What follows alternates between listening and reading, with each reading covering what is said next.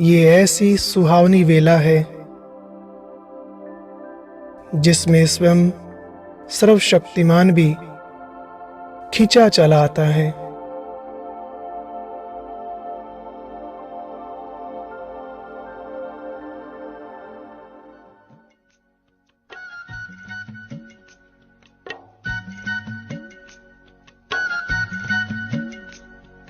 संगम की बेला है सुहानी, संगम की बेला है सुहानी, ये समय है बड़ा वरदानी। संगम की बेला है सुहानी, ये समय है बड़ा वरदानी। ये समय है बड़ा वरदानी, ये समय है बड़ा वरदानी, ये समय है बड़ा वरदानी, ये समय है बड़ा वरदानी। संगम की बेला है सुहानी, ये समय है बड़ा वरदानी। संगम की बेला है सुहानी, ये समय है बड़ा वरदानी।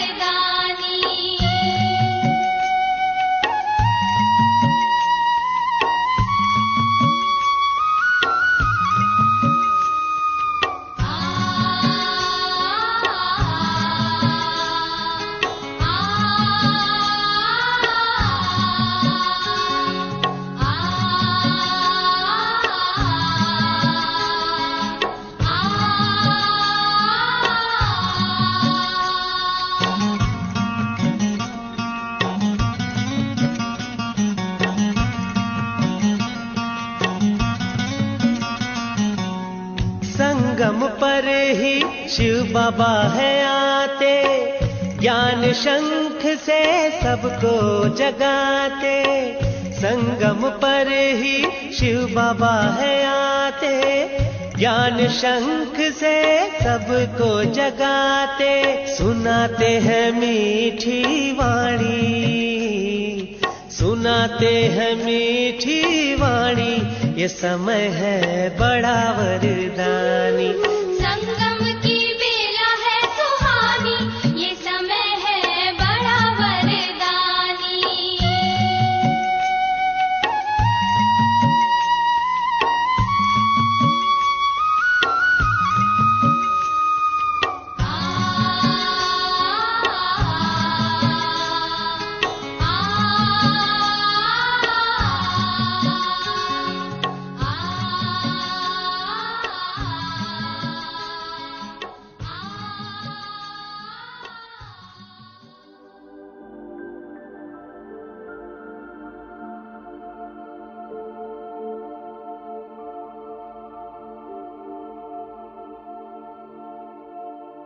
हम संगम योगी ब्राह्मण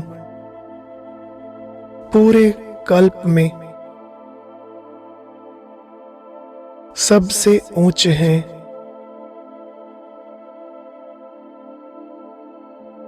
और ऊंचे स्थान पर रहने वाले हैं।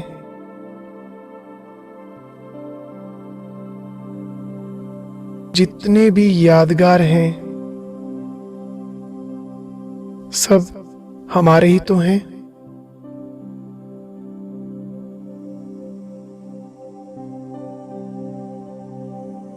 इस समय ही त्रिकालदर्शी बाप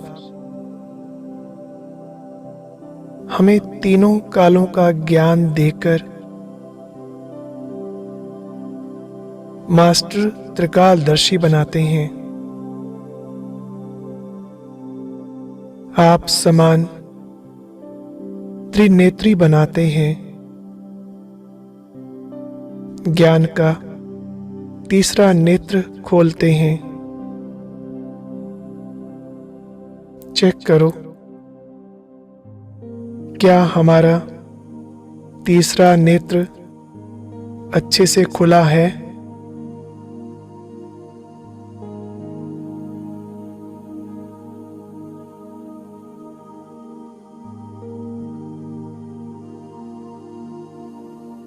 अपने तीसरे नेत्र से यहाँ बैठे ही हम परमधाम का नजारा देख सकते हैं।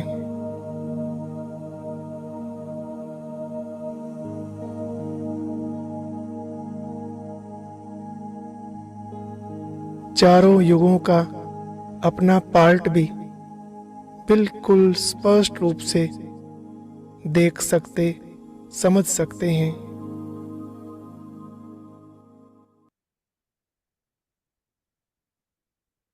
ओम शांति। सभी भाई बहनों को ओम शांति। सबका स्वागत है। ओम शांति भाई जी, ओम शांति। वाह मेरे बाबा, बैठे जाए बाबा। वाह, बाबा ने आज धारणा की पॉइंट दी है मुझे।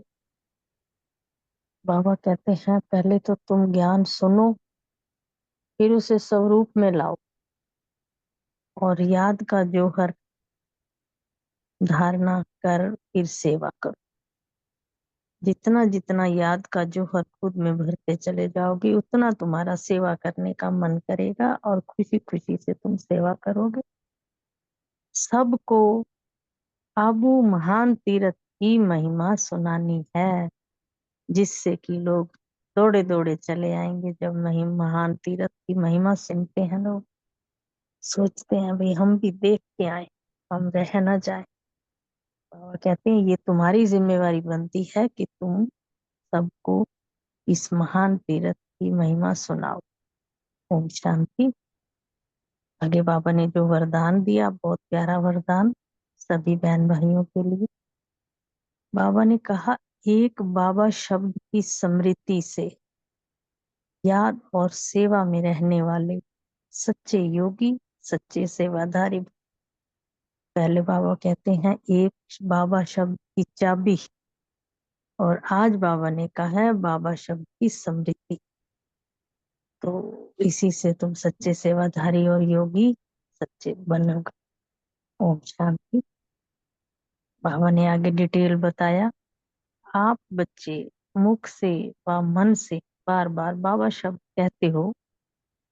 बच्चे हो तो बाबा शब्द याद आना या सोचना ही बाबा के साथ योग लगना है। जब तुम बाबा शब्द को याद करते हो या उसका उच्चारण करते हो या मन में सोचते हो, तो ये सोचना ही बाबा के साथ तुम्हारा ऑटोमेटिकली योग लगता रहता है। और मुख से बार बार बाबा कहना, ऐसे कहते हैं बाबा ने ये कहा, यही सेवा है। लेकिन इस बाबा शब्द को कोई दिल से कहने वाले हैं, कोई नॉलेज के दिमाग से कहते हैं। बाबा ने कहा कोई तो दिल से कहते हैं बाबा शब्द को, कोई नॉलेज से कहते हैं और कोई दिमाग से भी कहते हैं।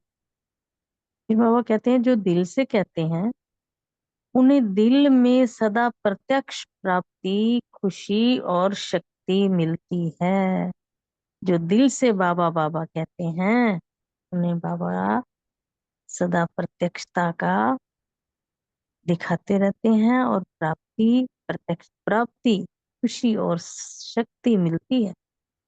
और दिमाग वालों को बोलने के समय खुशी होती है, लेकिन सदा काल की नहीं होती।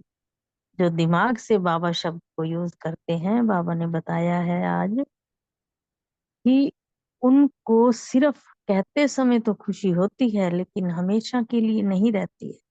इसलिए बाबा कहते हैं तुम्हें अपने दिल से बाबा शब्द को बोलना है और याद रखना है।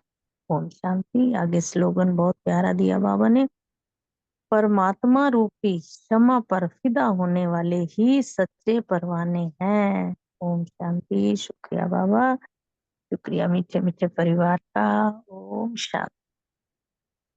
ओम शांति। थैंक यू सुरेश बहन, बहुत सुंदर वरदान। आज की साकार मुरली से जो सुमार रखा, मैं आत्मा सच्चा सेवाधारी हूँ। योग अभ्यास। शिव बाबा हमारी सर्विस कर रहे हैं, हमको कहते हैं अपने को आत्मा समझ, मूल बाप को याद करो। एक बाप को ही याद करने से आत्मा की जंग निकल जाएगी। धारणा का पॉइंट लिया कि स्वयं बाप उनको पढ़ाने के लिए आते हैं, इसमें पवित्र भी जरूर बनना है और दैवी गुण भी धारण करने हैं। सेवा का पॉइंट, सबको आबू महान तीर्थ की महिमा सुनानी है। चिंतन ज्ञान सुनकर से स्वरूप में लाना है। याद का जौहर धारण कर फिर सेवा करनी है।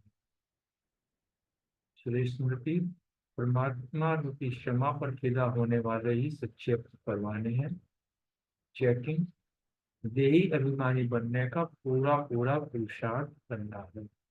ओम शांति।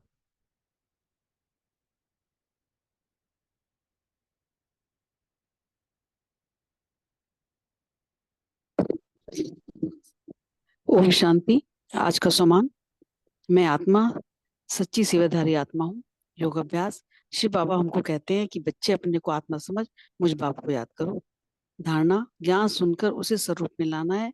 याद का जोर धारण कर फिर सेवा करनी है। सबको आप नहीं, ज्ञान सुनकर उसे स्वरूप में लाना है। याद का जोर धारण कर फिर सेवा करनी है और सबको आबू महान तीर्थ की महिमा सुनानी। सेवा, हम बच्चों को आबू की बहुत ऊंची महिमा समझाने की सेवा करनी है। पर चिंतन, ये पढ़ाई सोर्स ऑफ इनकम है। स्वयं भगवान मनुष्य को देवता बनाने के लिए पढ़ाने आते हैं। पवित्र जरूर बनना है, दैवी गुण भी धारण करने हैं। स्मृति, तुम्हारा आबू का नाम बाला हो गया तो भूत आएंगे, आबू बहुत मशहूर हो जाएगा। आबू सबसे बड़ा ऊंचे से ऊंचा तीर्थ है। भगवान ने आकर के विश्व में शांति और सर्व की सदगति दी है। चेकिंग की मैं दिए ही मानी कितना परसेंट रहती। ओम शांति। ओम शांति। मैं सम्मान रखा, मैं सच्चा परवाना हूँ और बच्चे हैं तो बाबा शब्द से ही, बाबा शब्द बोलते बोलते, बाबा शब्द याद करते करते सहज ही योग लग जाता है। और धारणा के लिए उन्होंने कहा दैवी गुण धारण करना है और स्पेशली पवित्रता। और सेवा के लिए उन्होंने कहा सबको सुनाओ आबू की महिमा, आबू मुक्त। और पांचवा स्मृति में रखा, आबू है महान तीर्थ जहाँ भगवान आता है, स्वयं स्वर्ग की स्थापना करा रहा है। चिंतन के लिए आबू की महिमा कैसे सुनाए। और सातवां चेकिंग, दिन भर दिल से बाबा बाबा करके बिताया। ओम शांति। ओम शांति। आज सम्मान लिया, मैं सेंसिबल आत्मा हूँ। योगाभ्यास, बहुत प्यार से बाबा को याद करके स्वयं में बल भरना है। अपने को आत्मा समझ बाप को याद करने से विक्रम विनाश होंगे और कल्याण भी होगा। सेवा, सारे विश्व को पावन बनाने की सेवा करनी है। ज्ञान सुनकर स्वरूप में लाना है। याद का जौहर धारण कर फिर सेवा करनी है। धारणा, दैवी गुण स्वयं में धारण कर औरों को कराना है। देही अभिमानी बनने का पूरा पूरा पुरुषार्थ करना है। चिंतन, ये पढ़ाई सोर्स ऑफ इनकम है। स्वयं बाप मनुष्य से देवता बनाने के लिए पढ़ाने आते हैं। इसमें पवित्र जरूर बनना है। स्मृति, एक बाबा शब्द की स्मृति दिल से रखनी है, जिससे सदा प्रत्यक्ष प्राप्ति और खुशी शक्ति मिलती रहेगी। और सबको आबू महान तीर्थ की महिमा सुनाते हैं। चेकिंग का पॉइंट। Thank you. ओम शांति। Thank you very much.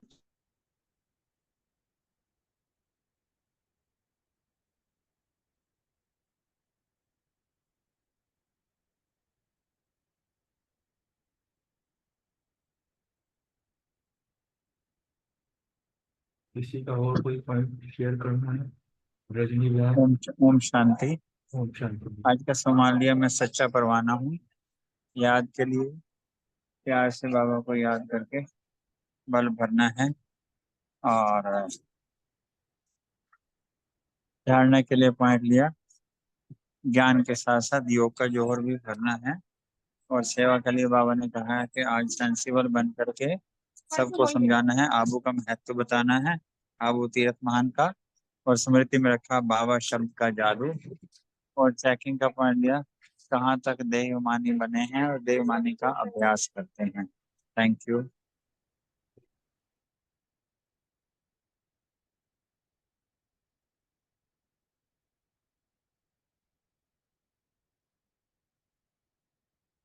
किसी ने और पॉइंट शेयर करने हैं?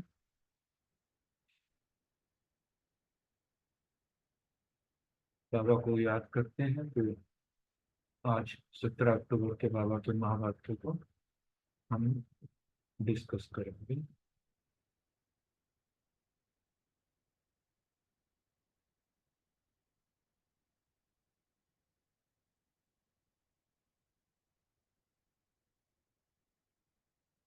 ओम शांति। बाबा के महावाक्य पढ़ने के लिए हम कितने सौभाग्यशाली हैं, पद्मा पदम भाग्यशाली हैं, संगम युग की ब्राह्मण आत्माएं, जो कोटों में कोई में भी कोई, हम संगम युगी ब्राह्मण आत्माओं को परमात्मा ने स्वयं चुना है और परमात्मा द्वारा उच्चारित उनके मुख से उच्चारित जो बोल हैं, महावाक्य हैं, उनको हम आपस में डिस्कस करते हैं, पढ़ते हैं, मनन चिंतन करते हैं, आत्मचिंतन करते हैं। तो सच कभी कभी लगता है वाकई में हम कितने पद्मा पदम भाग्यशाली आत्माएं, जो इतना प्योर ज्ञान हम आत्माओं को मिला है और हम उसको समझ रहे हैं। सबसे बड़ी बात है, मिलना तो है, मिलने के बाद ये ज्ञान हर आत्मा के बस का नहीं है। वो कहते हैं ये इतना है, ये सोने के बर्तन में ठहरने वाला ज्ञान है, अर्थात जो है ये जल्दी से हजम भी नहीं होता। आम आदमी को अगर ये ज्ञान सुनाया जाए तो उसको तो सिर से ऊपर निकल जाएगा, निकल समझ ही नहीं आता। लेकिन हम पद्मा पदम भाग्यशाली आत्माएं हैं, जो हम इस ज्ञान को इतनी सहज रीति से समझते हैं और आपस में डिस्कस करते हैं। 17 अक्टूबर के बाबा के महावाक्य हैं कि सभी परिस्थितियों का समाधान उड़ता पंछी बनो। इस कलयुग के अंदर कोई भी आत्मा ऐसी नहीं जिसके ऊपर परिस्थितियां ना आती हों। सबके ऊपर परिस्थितियां, ब्राह्मण आत्माओं के ऊपर भी परिस्थिति आती है, लेकिन सिर्फ देखने का नजरिया जो है, एक गाय है ना, ये नजरें बदली तो नजारे बदल गए, किश्ती ने रुख बदला तो किनारे बदल गए। परिस्थितियां सबके ऊपर आती है, सिर्फ देखने का, उसको समझने का, उसको जो है नजरिया जो है वो अलग हो जाता है। बाबा के जो बच्चे हैं, हर ज्ञान को जो है, हर परिस्थिति को, एक ड्रामा को इस तरीके से उसमें फिट कर देते हैं कि वो दुख दुख नहीं लगता है, उससे बड़े इस तरह निकल जाते हैं जैसे मक्खन से पार। और बाबा तो हर मुरली में कोई ना कोई ऐसी युक्ति, ऐसे ऐसे पॉइंट्स हमको देता रहता है जो हमारे जीवन में एकदम टच हो जाते हैं और हम उस परिस्थिति से निकल जाते हैं। कल के महावाक्यों को थोड़ा सा जो है विस्तार से लेते हैं ताकि ये मुरली हो अच्छे से पक्की हो जाए।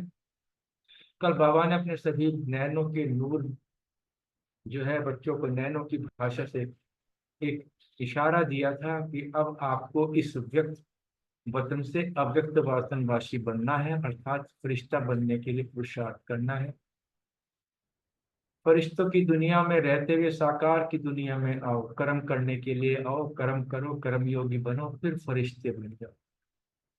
बाबा ने उल्टा बताया, ये नहीं कहा कि कर्म पहले साकार में कर्म करो फिर फरिश्ता बनो, पहले पहले फरिश्ता बनो, फिर फरिश्ता बन के साकार की दुनिया में कर्म करने के लिए आओ। सदा बुद्धि में ये रहे कि मैं फरिश्तों की दुनिया में रहने वाला जो है अव्यक्त फरिश्ता स्वरूप हूँ। बाबा ने बहुत अच्छे तरीके से कल समझाया था कि फरिश्ता अर्थात इस विकारी दुनिया, अर्थात विकारी दृष्टि, विकारी वृत्ति से परे रहने वाले, अर्थात सब बातों से जो ये बातें लौकिक हमें दिखाई देती हैं, इनसे न्यारे और प्यारे। बहुत सुंदर तरीके से बाबा ने बताया था कि फरिश्ता आत्माएं कभी भी कर्म बंधन के हिसाब से नहीं आती हैं, सेवा के बंधन से शरीर में प्रवेश करती हैं, कर्म करती हैं, जब चाहे न्यारी प्यारी हो जाती हैं और कर्म बंधन मुक्त होकर रहती हैं। इसीलिए उनको फरिश्ता कहा जाता है। शिव बाबा भी अपना ज्ञान सुनाने आते हैं, शरीर में प्रवेश करते हैं, अपना ज्ञान सुनाया, अपना कर्म करा और फिर अलग हो। बाबा ने कल एक बहुत सुंदर शब्द दिया था, मरजीवा जवन जन्म, मरजीवा जीवन। जब ब्राह्मण संगम युग पर जब बाबा के बच्चे बनते हैं, ब्राह्मण जीवन धारण करते हैं, तो हमारा मर्जीवा जीवन होता है। बाबा ने इसको इस तरह से एक्सप्लेन किया था कि जब बाप के बने हो, अर्थात पुरानी देह की दुनिया का संबंध मन बुद्धि से छोड़ना है। पुराने कर्मों का जो खाता है बुद्धि में रहे कि मेरे पुराने कर्मों का खाता अब खत्म हुआ, मेरा नया ब्राह्मण जीवन शुरू होता है।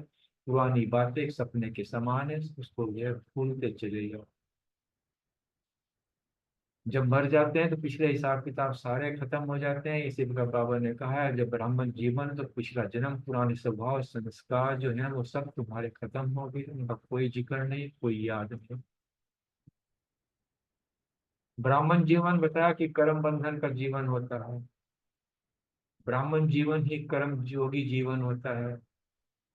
और जो कर्म बंधनी आत्मा नहीं होती, लेकिन सेवा की शुद्ध बंधन वाली आत्मा। ब्राह्मण जीवन कर्म योगी जीवन हुआ, अर्थात शुद्ध बंधन वाली। ज्ञान सुनना, ज्ञान को जीवन में धारण करना और ज्ञान को आगे सुनाना, ये शुद्ध बंधन कहलाते हैं। बाप के साथ याद लगाना, बाप के साथ योग लगाना, ये शुद्ध बंधन है। उसकी बुद्धि में सदा यही रहता है कि ये शरीर, ये देह जो है, मुझे केवल सेवा अर्थ मिली है। चाहे कैसी भी परिस्थिति है, चाहे प्रकृति के आधार पर है, चाहे तन के संबंध से आए, संबंध परिवार के बीच में से आए, अपने परिवर्तन से हो, या दूसरों के स्वभाव संस्कार आड़े आते हो। परिस्थिति तो के कई रूप होते हैं परिस्थिति के, और इन परिस्थितियों में क्या क्यों होता है, इसमें न जाके बाबा ने एक ही आंसर हमें दिया है कि उड़ता पंछी बन जाओ। अर्थात अपने आप को, अपने स्वमान को, अपनी स्थिति को इतना ऊंचा बना लो कि परिस्थितियां नीचे हुई। आज के महावाक्य में बाबा ने जो है अपने आप को हीरो पाठधारी के रूप में कहा कि इस सृष्टि ड्रामा के अंदर अपने आप को हीरो पाठधारी समझकर चलो। क्योंकि जो हीरो पाठधारी होता है उसके उस बुद्धि में सदा यही रहता है, उसको सदा अपने ऊपर एक अटेंशन रहता है कि उसका एक एक एक्शन, एक एक कदम ऐसा हो कि ऑडियंस वाह वाह करे, वंस मोर करे। हीरो पाठधारी का हर कर्म गाया भी जाता है और पूजा भी जाता है। हमारे ब्रह्मा बाबा इसका साक्षात एग्जाम्पल है। और ऐसे बाप के साथ जो सहयोगी आत्माएं होती हैं, उनका भी हीरो पार्ट होने के कारण उनका भी हर कर्म गायन और पूजने योग्य हो जाता है। हमारी दीदी दादियां, हमारे वरिष्ठ भाई बहन, इसके जो है साक्षात हमारे सामने एग्जाम्पल्स हैं। जीवन में परिस्थिति आती है, अपने जीवन को जो है कष्ट मुक्त दुख मुक्त दूर करने के लिए, अपने जीवन को श्रेष्ठ बनाने के लिए बाबा ने बहुत सहज साधन बताया है कि अपने आप को ट्रस्टी समझकर चलो। ट्रस्टी अर्थात न्यारा और प्यारा। जब ट्रस्टी रहकर चलते हैं तो गृहस्थीपन स्वतः ही निकल जाता है, क्योंकि गृहस्थीपन ही श्रेष्ठ जीवन को नीचे ले आता है।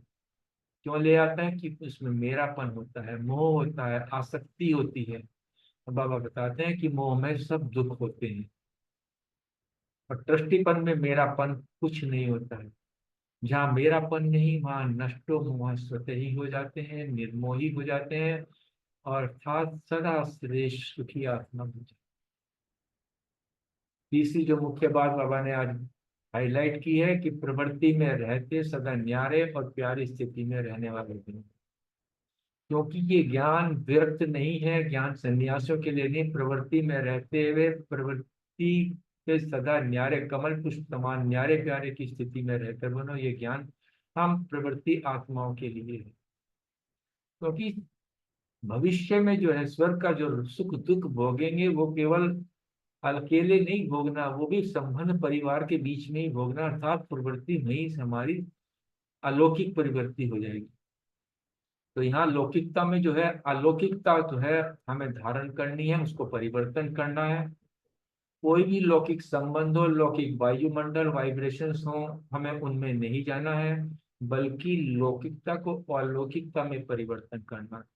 चाहे कैसा भी संबंध हो, कैसा भी वायुमंडल हो, कैसी भी हमारे चारों तरफ की वाइब्रेशंस हो, हमें अपने घर का वायुमंडल ऐसा अलौकिक बनाना है कि घर लौकिक घर घर ना लगे, और ऐसा लगे जैसे सेवा केंद्र हो, ऐसी भावना महसूस हो। जो भी कोई हमारे घर आए तो वो ये अनुभव करे कि वाकई में ये कैसा अलौकिकता है। यहाँ लौकिकपन नजर ही नहीं आते, एक रूहानियत अलौकिकता नजर आती है। लौकिकता की फीलिंग ही ना हो, आने वाला भी अनुभव करे कि वाकई में यहाँ कोई एक रूहानियत है, ये साधारण घर नहीं है, ये तो ऐसा है जैसे मंदिर है। कितने सुंदर महावाक्य बाबा ने सुनाए हमारे मन चिंतन के लिए, हमारे जीवन में धारण करने के लिए। विस्तार से हम अपने इन महावाक्यों को और लेते हैं। पार्ट 2 है। पायल व पार्ट 2 के साथ अव्यक्त मुलाकात कर रहे हैं। सदा अपने को सृष्टि ड्रामा के अंदर हीरो पार्टधारी समझकर चलते हो। जो हीरो पार्टधारी होते हैं उनको हर कदम पर अपने ऊपर अटेंशन रहता है। उनका हर कदम ऐसा उठता है जो सदा वाह वाह करे, वंश मोर करे। अगर हीरो पार्टधारी का कोई भी एक कदम नीचे ऊपर हो जाता है तो वो हीरो नहीं कहला सकता। तो आप सभी डबल हीरो हो। हीरो विशेष पार्टधारी भी हो और हीरो जैसा जीवन बनाने वाले भी हो। सदा सा अपना समान अनुभव करते चलो। एक है जानना, दूसरा है जानकर चलना। अब मैंने इसको हाईलाइट किया। एक है जानना, दूसरा है जानकर चलना। जानकर चलना, उसको अपने अनुभव में लाना। तो सदा अपने हीरो पार्ट को देख हर्षित रहो। वह ड्रामा, वह मेरा पार्ट। अगर जरा भी साधारण कर्म हुआ तो हीरो नहीं कहला सकते। जैसे बाप हीरो पार्टधारी है तो उसका हर कर्म गाया और पूजा जाता है, ऐसे बाप के साथ जो सहयोगी आत्माएं हैं उनका भी पार्ट हीरो पार्ट होने के कारण हर कर्म गायन और पूजन योग्य हो जाता है। संगम युग की हम श्रेष्ठ ब्राह्मण आत्माएं बाबा के इस यज्ञ की सहयोगी आत्माएं हैं। इसलिए जैसा जैसा हमारा पुरुषार्थ होगा उसी अनुसार हमारा भी हीरो पार्टधारी के साथ होने के कारण, सहयोगी होने के कारण हम ही आत्माओं का जो ये कर्म जो है, हर कर्म गायन और पूज्य हो जाता है, जो भविष्य में जो है आज तक जो है गाया जाता है। द्वापर से लेकर कलयुग के अंत तक ये जो है हम बच्चों की ही, हम कर्म की जो है वो यादगार मनाई जाती है। तो इतना नशा है ये भूल जाता है। आधा कल अब तो भूले हो, अभी भी भूलना है क्या? अब तो याद स्वरूप बन जाओ। बाबा कितने प्यार से अपने बच्चों से कह रहा है कि अब तो याद स्वरूप बन जाओ। स्वरूप बनने के बाद कभी भूल नहीं सकते। अंडरलाइन करने वाली बात है, जो चीज एक बार याद हो जाती है उसे भूल नहीं सकते। जब तक याद नहीं है तो याद, अभी याद करोगे बाहर निकलेंगे भूल जाएंगे। इसलिए बाबा कहते हैं इसका स्वरूप बनते चले जाओ, ज्ञान का स्वरूप बनते चले जाओ, गुण ज्ञान शक्तियों का स्वरूप बनो। दूसरी बात बाबा ने बताया कि जीवन को श्रेष्ठ बनाने का सहज साधन कौन सा? श्रेष्ठ जीवन तब बनती है जब अपने को दृष्टि समझकर चलते हो, अर्थात दृष्टि अर्थात न्यारा और प्यारा। बाबा ने तो सबको दृष्टि बना दिया है। दृष्टि होकर रहने से गृहस्थीपन स्वतः निकल जाता है। गृहस्थीपन ही श्रेष्ठ जीवन से नीचे ले आता है।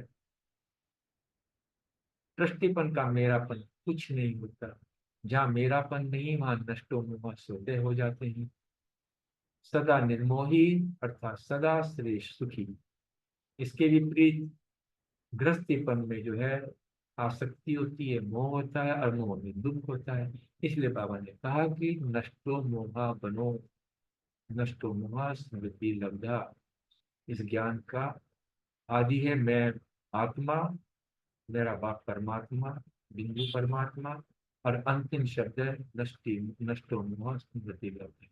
पूरे ज्ञान का इन दो शब्दों में पूरा गीता ज्ञान आ जाता है।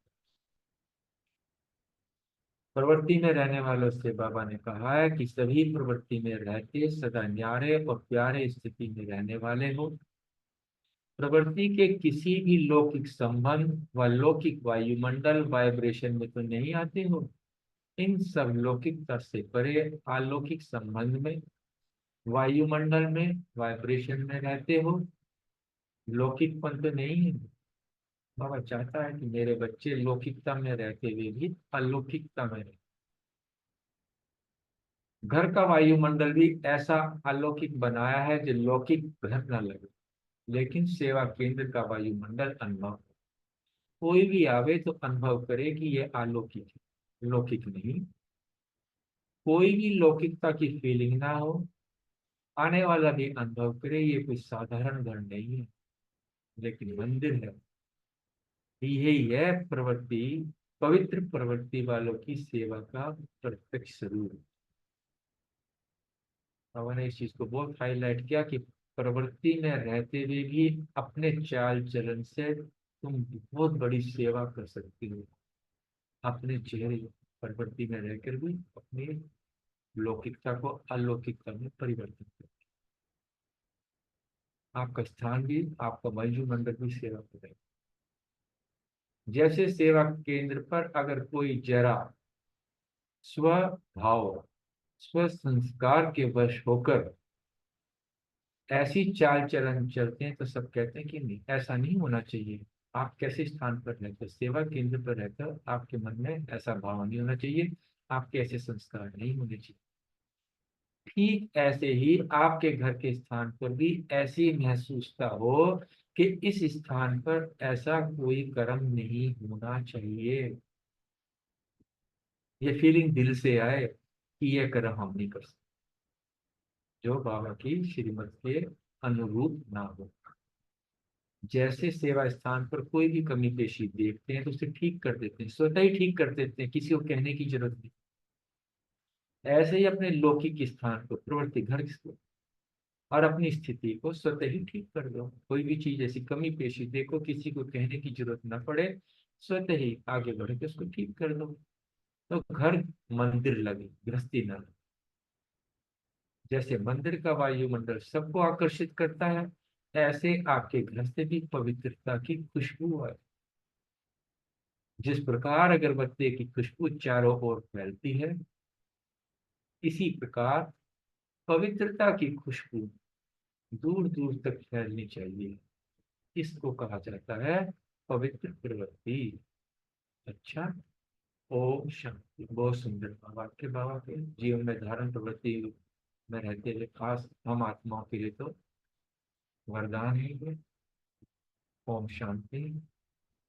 बाबा को याद करते हैं, अपने प्रश्न उत्तर को लेते हैं।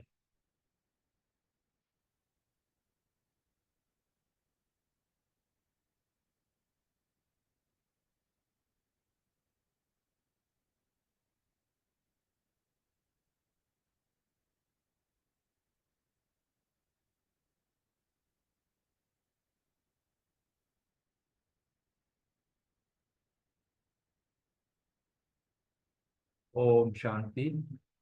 पहला प्रश्न रजनी बहन और रूमी बहन से है। हीरो पाठधारी की विशेषता को बताएं, आप अपने को कैसा समझते हैं?